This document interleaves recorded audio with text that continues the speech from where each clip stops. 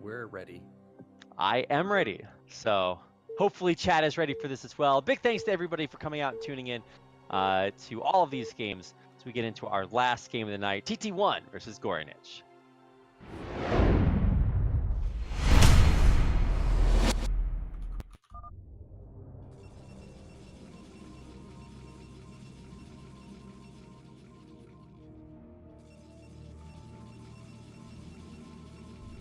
And here we are, spawning in the bottom right-hand corner of Circuit Breaker in the red as Protoss. This is the Canadian TT1. And in the top left, we've got the Zerg Hope. It is g0rynich. Look at that Overlord. What could it mean? He is doing it again. I mean, I guess he always scouts to the... No? Wait, does he always scout to the left? Of where he's spawning? Oh, to the left of where he's spawning? Well, yeah, I guess it's not left, clockwise. That would be the direction, yeah. I think he always scouts clockwise. Yeah, I'm not sure. Now, already we've got a little bit of a different build from TT1. First off, this is going to be a Forge expand because there's no probe in position, but also, I guess he's decided that he might have to scout for his g0rynich this time. He's sending it out pretty fast. Look Yeah, you're right. We got 9 pull. Yeah, he is going to go aggressive again. And I feel like if he knew this was one of those maps where Protoss tend to go for like early in XI or late cannons, then you could absolutely see him go for like 9 pool speed and just really run in and be aggressive. But as is, yeah, he still might hit before there are a ton of cannons up. Let's see if he gets scouted. Let's see how good a scout this probe gets. It should get in and see the 9 pool though. Yeah, TT1, when he sees this, he knows it's going to be a 9 pool. He knows all the timings. And because of that, he's going to definitely get down that cannon before Nexus. It's not going to be like the first Circuit Breaker game where he went for the Nexus before cannon and almost lost the game. We even got a pylon block, so now you know 100% this is going to be a cannon right here. Yeah, and we're just going to see that come through. Cannons down. All right. So we're checking all the boxes for surviving the early game. Ooh, reblocks with another pylon. What a jerk. Yeah, but here come these lings gonna be able to clean up this. Oh, he's not gonna clean up the. Oh, he's just going for it. Yeah, g0rynich of course doesn't know what Protoss is doing. So if he killed the pylon, potentially Protoss could have gotten away with the Nexus before cannon. So g0rynich is just gonna go by it right now. But TT1 too smart for that. Smartly is putting up even 2 cannons. And he left one Zergling back at home to kill off the second pylon. It is going to get canceled, so no worries there. Both hatcheries are going to come up in the meantime, and g0rynich isn't the kind of player that's just going to blindly try to run through 2 cannons. It's not going to work out for you. So pulls back. He's going to have all 3 hatches up, maybe a little bit delayed, but he should be able to take this probe out and then get on with phase 2 of the build, which you might imagine is going to be some variety of 5-hatch Hydra. It seems to be what he's been going for basically every one of his games. Yeah, he's been doing that pretty often. He did go for Speedling in a lot of the early Zealot pressure games that TT1 was going for. Make sure that Zealots could not cripple his econ. Now this is not a 230 extractor for g0rynich. This is a bit later, and I think it's just because he opened 9 pool. And also, he has a 3rd hatch before the gas. So this is a little different of an opener coming out from him. Meanwhile, TT1 did lose that probe, but smartly he's sending out another one immediately, and it's going to get around these overlords. So g0rynich is not going to know that a new one is out on the map. Yeah, I'll see if that one can repenetrate and get back in there. Although there is a ramp block with Zerglings, so that should make it a little bit more difficult. I guess anything's possible with probes, man. They just seem a little bit too slippery.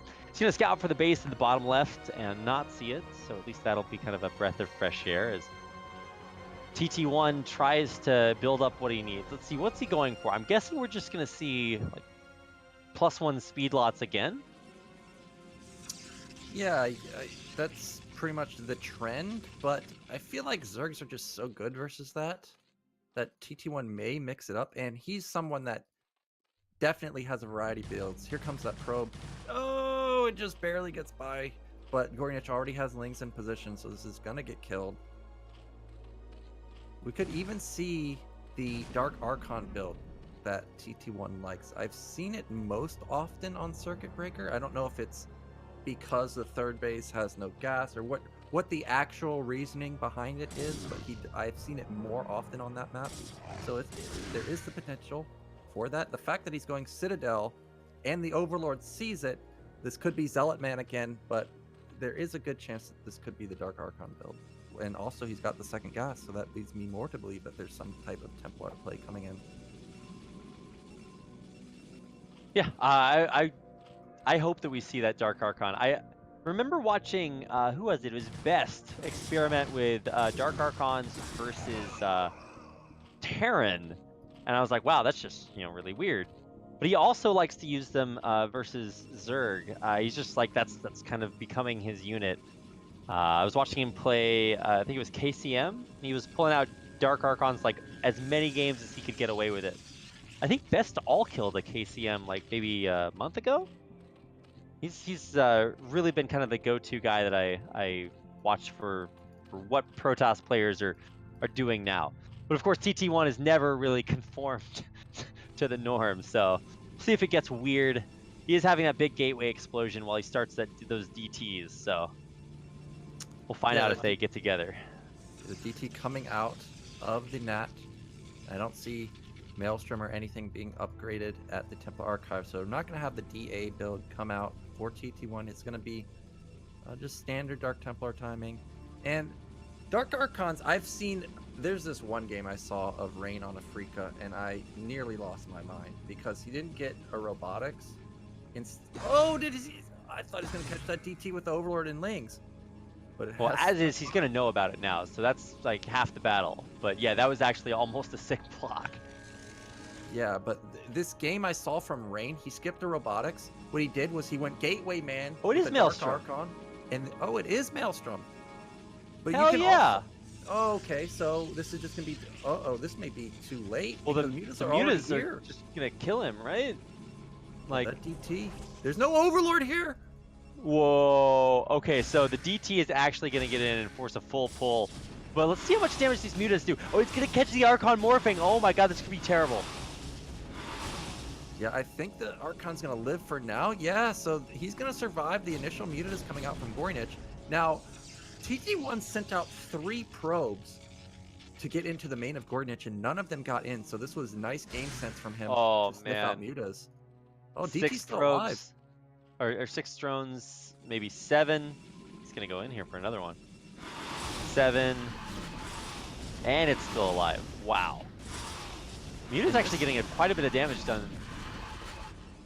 That was a decent amount of damage, but also he lost, I think, 3 or 4 mutas at this point. This is not the minimal commitment to mutas of only 5. This was upwards of 9 or so. It's a big commitment from him. Meanwhile, he even has more back at his main. Oh my he built god. 3 more mutas. So this was a huge commitment to mutas, and I think that might backfire for him because his econ is really shot at this point. We just now see the 4th and 5th hatch coming down for him. Not to mention this Dark Archon does have that Maelstrom. It's just finished completing, and while we don't have Storm, he can absolutely Maelstrom and kill every one of these mutas. So you have to be super, super careful about that. I love that you called this build and we're actually getting a chance to see that. This is so cool. Yeah, he uses this build quite a bit. It's really strong. You just go for a normal-ish, like 5 to 8 gate timing. That's what we're seeing here. We got 6 gates for him, and if you can just shut down those mutas, like a lot of times the mutas at this point kind of useless, but they're mostly used to pick off the Templars. If you just Maelstrom them, that's going to be the whole strategy essentially for Zerg, their whole technique to survive the incoming push. So it's just a great counter for dealing with mutas. Yeah, 8 basically full health mutas out here on the map, and let's see, do we have Storm yet? Okay, it's almost done researching, and there is, I guess only 1 High Templar. Oh yeah, you had to morph the other 2 High Templar into an Archon, so I thought there was going to be more. But it only takes 1. All you got to do is land 1 Maelstrom, 1 Storm, and you're done. Yeah, That's it. You just get one, get the Archon. Doesn't even have to be Storm. If you just get an Archon in there and splash everything, that can deal with the Mutas. But Maelstrom is a pretty short spell.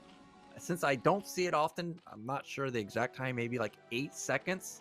So if you're in the middle of a fight and like your Zealots are blocking your Archon or something like that, there is a potential for the Mutas to get away, but I don't think that's really going to happen here. I don't see an engagement most likely happening. I think it's just going to be Mutas trying to find the Templar, and then, of course, you're not going to get blocked if there's no like Lings or Hydras there to block you from getting on top of the Mutas.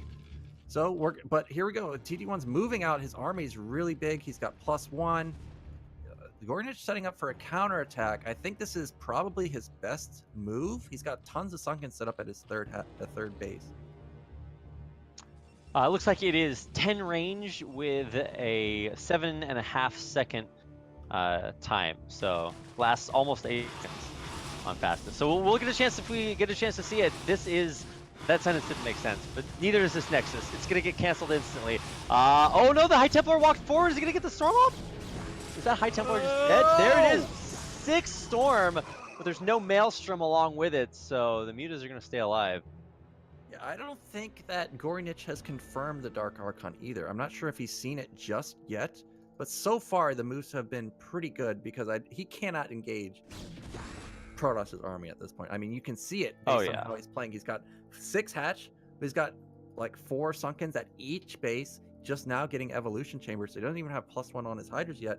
Meanwhile, I think TT1 has recognized that he can't attack either, and he's just going to take his third base, may even double expand. I'm waiting for that Maelstrom to come in. g0rynich setting up for another counterattack. There's nothing sadder than seeing a full energy Dark Archon that goes on to die. It's like, well, what was your purpose this game? I don't know. I mean, to be fair, Dark Archons are probably the coolest looking unit in the game. Like, they are actually fantastic, but a lot of times they just kind of sit around.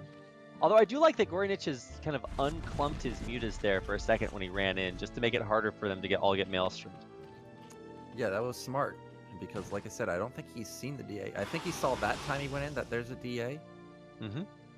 But still not, maybe not. But regardless, g0rynich. Wow, both players are just going to play passive because g0rynich taking his 4th base. TT1, I think, is going to send this probe over, take his 4th base. Oh, we caught 2 more High Templar in the middle of the map. And a Dragoon, that's so rough. Let's see, what's the High Templar count? Is he down to 1? Okay, he's got 2 High Templar. Yeah, I think he's down to 2 High Templar. That is not many. Yeah, so this army from TT1 is really not that scary because it's not like he can push through the Sunken line and Lurkers. You won't have enough Storm to break through the Lurkers. Also, I was going to say his Observers are way late, but I see 2 flying in now. He's got to be careful. Cannot afford to lose those, because if he loses those, we're going to be giving up this 4th base to the Zerg. No. And also, he may even lose his 3rd base. There's really nothing here. It's just cannons. Yeah, his army is so far out of position on the opposite side of the map. The cannons are going to explode instantly. The Mutas and the Lings are just going to run over everything in their path. And what are there? There's 2 low energy High Templar. And oh my god, he's going to lose 2 more High Templar. Okay, that's a nice storm on the Mutas, but it's not enough to save the base. Yeah, meanwhile, this attack to top left isn't going to work, and he lost his Dark Archon that had full energy. Now he's trying to make it work. He's got a lot of Dragoons, but we've got high ground advantage for the Zerg. We see a ton of Sunkens here. I mean, Storms are g0rynich's worst enemy. He has not dodged the Storm all day today. And so they keep getting insane value. Honestly, TT1 might be able to push through here. I mean, we'll see how much, if this Crackling Swell is enough. This Storm kills all of them. Yeah, the Storms have been amazing, but we're just dwindling down. Lurkers are getting picked off. If TT1 could stream across the map, I think there's a good chance he could bust through. But we're not streaming across the map. We're just trying to take our 3rd base. And he's basically mined out in his main, halfway mined out as natural. He needs to get his 3rd base up pretty fast. But that Storm on the Lurkers hit like 5. It's so insane how bad g0rynich is against Storms. Like, I'm not criticizing him as a player. Obviously, he's super sick. He's one of the best players out there. But, like, specifically against Storms, those are just his worst enemy all day long. And so TT1's just finding insanity value off of that. That being said, he still is only on 2 bases, struggling to hold his third here. So as much as we can maybe criticize that one aspect of g0rynich's play, he's killing it in every other aspect. Yeah, and he's like almost even in supply, which is not where you want to be as Protoss. We see Hive Tech is done. I don't know if Adrenaline has started or kicked in yet, but we definitely got double Evolution Chamber, triple Evolution Chamber even. He's gonna Wow. having those critical upgrades coming in pretty soon. He's already got 1-1, and TT1 only has +2 weapon at this point. Oh, And the man. Forge not spinning, so we don't have +3 coming in either. These lanes gotta cancel on the Nexus. Yeah, cancel's so huge. It's gonna take so much for TT1 to get this Nexus up now. Even when it comes up, it's gonna be so late. It's a mineral only base. Keep in mind, like there's no gas there. So eventually you're gonna run out in your main, and you're gonna have to look somewhere else. And that's gonna be even more difficult, especially because g0rynich is double expanding off of this. He's just gonna have infinity bases. So TT1's gonna do basically the only thing he can do at this point, and try to get out there and deal damage that lasts. Yeah, he's got a ton of Dragoons, like an absurd amount of Dragoons. But we don't have any Storms here. Well, we only have a couple Templar. There's so many Lurkers. Oh, There's so no. many well, there's Okay, not actually that many Lurkers. These Storms, it doesn't matter where you put the Storm, g0rynich will run 100 supply into it. I mean, let's see, there's 2 more Storms with this army, and that's about it. But this high Dragoon count is actually working out really well for TT1, helping out against the Lurkers and the Sunkens. Yeah, here comes a huge Ling Lurker attack on top of the Dragoons. These are Cracklings, so these Dragoons are just going to get absolutely obliterated. They're upgraded Cracklings too.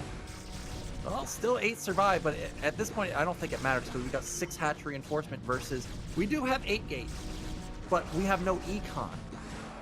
Yeah, I mean, that's the thing. It's as well as this goes for TT1, maybe he even kills this base. g0rynich is mining off of 3 others. So I take TT1's credit. He is doing a spectacular job with these pushes. He's got another Storm behind this, so you know that's going to be good. We'll see where it lands. Oh, Craigasm. It's so good every time it works, but there's too many Cracklings. Not enough splash damage left. Yeah, TT1 just fizzling out here. He's trying desperately to get more Dragoons across the map. He did manage to take out one of the hatcheries, but it doesn't matter.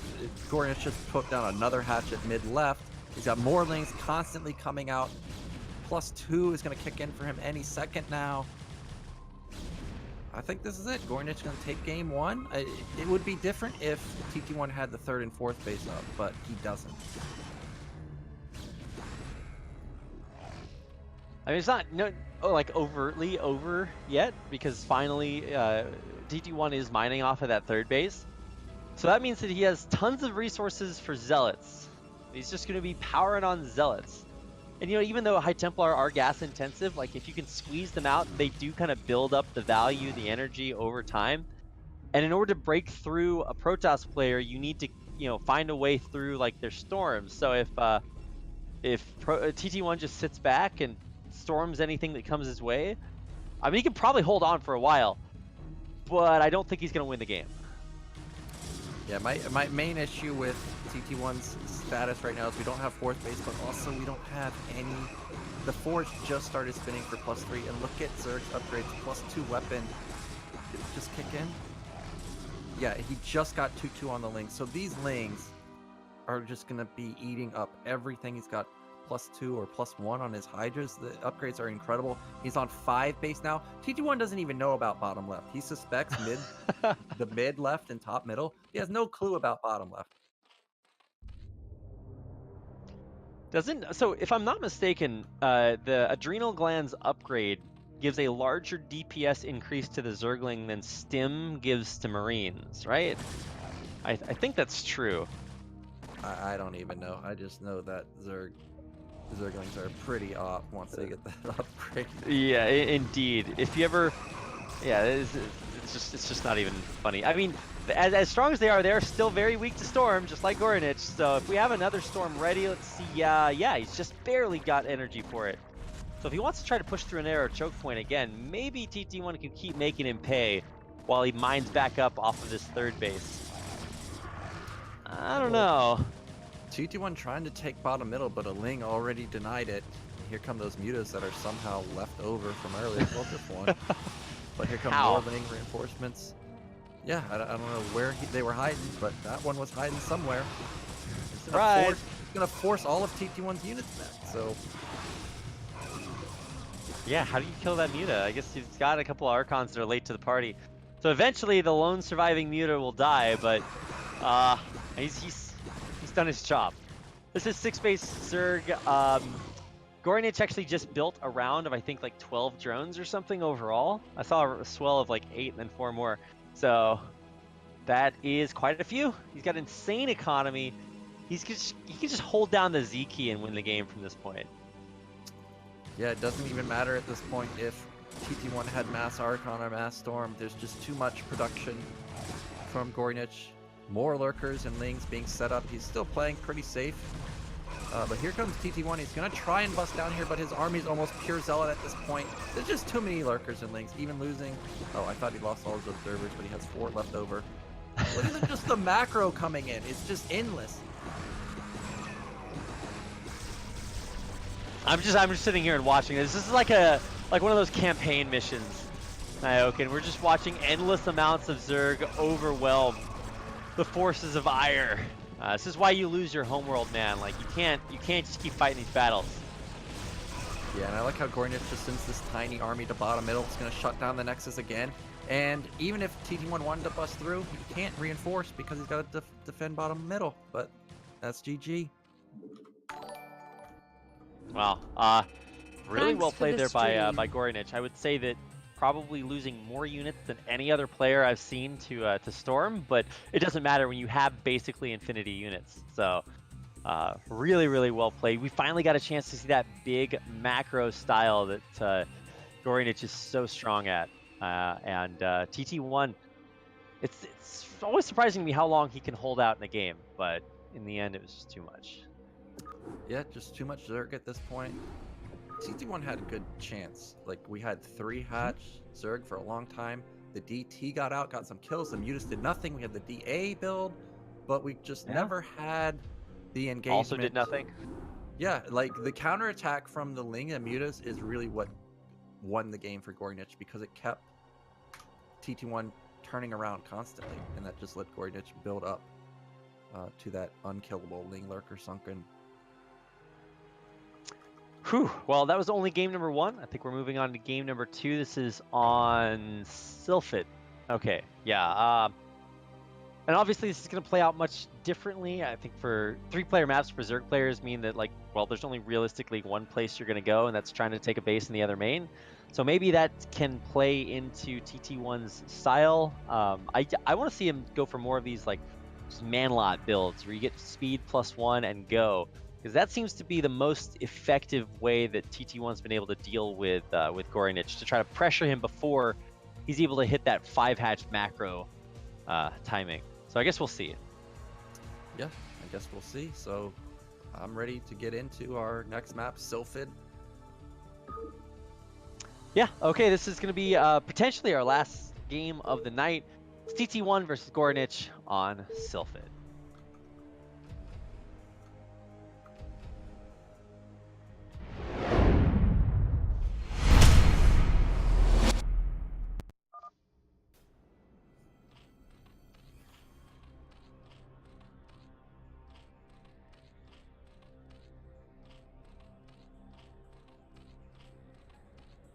Okay, here we are. This is game number 2, and spawning in the bottom left-hand corner of the map Sylphid is our brown Zerg player from Russia. It's g0rynich. In the bottom right, he must win here or else he's out. It is TT1. So I agree with the earlier statement that maybe we need to see Zealot Man this time. He had good success with it. He just kept the aggression up. It forced g0rynich into this awkward position where he's building a lot of Lings. When he wants to build Hydras, his drone count is low. I really like that play from TT1, so I think he should go for that again. I totally agree. I want to see more gateway and less forge expand. I feel like the forge expand is maybe a little bit too passive, and that g0rynich maybe exploits that a little bit. We'll see what kind of opener he's gonna go for. The another 9 pool, so he does like that, and I think he just thinks that eventually one of these days he's gonna catch TT1 with his cannons down or not down in time, and be able to push across the map to take it out. But I don't know. I think this is going to be a gateway expo. So all right, we're already going to see a little bit of a detour from the way TT1's been playing. Yeah, and where will g0rynich go from here? Probably the same style, 2 hatcher. Well, on Sylphid, did he go 9 pool? I don't think he did. I think last time he went 11 hatch, 10 pool. So this is a little bit different, but he did go 9 pool on Circuit Breaker. And on Circuit Breaker, didn't he end up going for... He tried to go for that 3 hatch Hydra, but it got scouted. So maybe he might try and go for that again. I mean, I wouldn't surprise me at all. Sorry. I guess with the Overlord scouting, we've been highlighting g0rynich's scouting all series long, and it's correct again. So he is going to find that gateway start, see the Zealot when it pops out, and he'll have the 6 lings to defend, I guess, against it, or put on so much pressure that the Zealot can't even get across the map. Yeah, so this Zealot is, again, going to have to sit at its base and just defend for now. TT1 putting up a little bit more of a Sim City. Now, here's a little bit of a difference from g0rynich. He's been building 6 lings all day with this 9 pool, but this time we have 8 coming out. Now, I'm not sure if TT1 got into the base of g0rynich to see if it's speed. Oh, these lings are getting in! He just ran straight by. Oh my god. All right, well, good luck to Slow Zealots. That is not going to be fun. He's also building a 12th pair of lings as well. So, oof. Well, we've got some shenanigans coming in from TT1 because he's got Cannon Rush going to the 3rd base, but he has to be worried about losing his main. Dude, you need that cannon back at home. Yeah, he needs. Yeah, and there's so many lings that can just run all over. You saw that he was building a cannon at the natural, but lings came in from the main and would have swamped the nat cannon. Meanwhile, g0rynich is just streaming lings across the map. It's not even speed lings; they're just regular lings.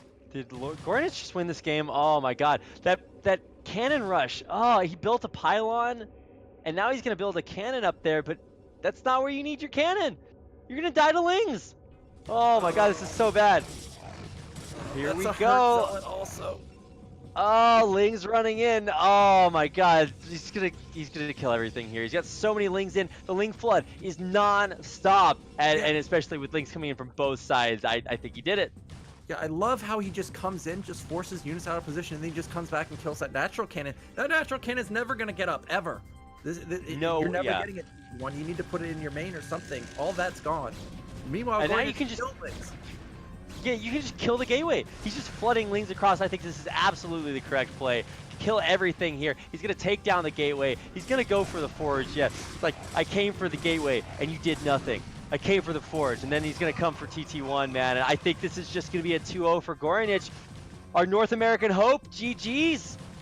Probe or TT1 tapping out, and g0rynich with a 2-0 victory will be our 2nd player to advance out of BSL Group B. Yeah, unfortunate for TT1 because it looked like a pretty good opener for him, but g0rynich, how did all those lings get by? All of them. Not 2, all 6 of them got by. And then I wonder what triggered him to just constantly build lings, because he had them building before even getting into the main base of TT1. But it worked out amazingly. Draw all those zealots out of position, then swamp the cannon, and then what can you do? And then also that pylon that TT1 put at the top, that was actually a huge mistake for him because he was at 23 out of 41. That could have been a cannon in his main. Or a 2nd cannon at his natural, or another zealot or whatever. Or even just a pylon to block